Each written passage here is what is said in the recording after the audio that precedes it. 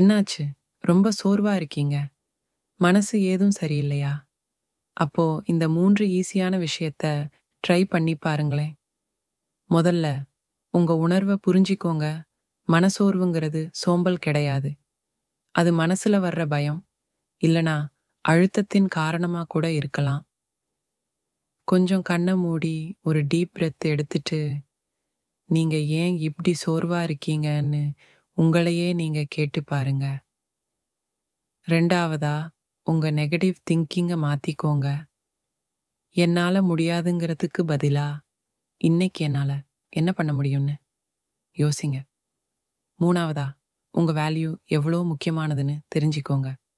உங்க குடும்பம், உங்களோட கோல், இல்லனா உங்க பேஷன். அதுக்கு தகுந்த மாதிரி ஒரு சின்ன வேலைய செய்ய ஆரம்பிங்க. மனசோர்வுங்கிறது தற்காலிகமானது தான். ஸோ, அத மட்டும் எப்போதும் நினைவுல வச்சுக்கோங்க.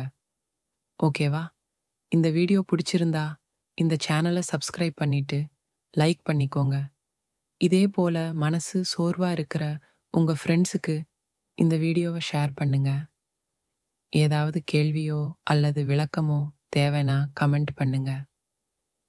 வாங்க, நாம சேர்ந்து முன்னேறுவோம்.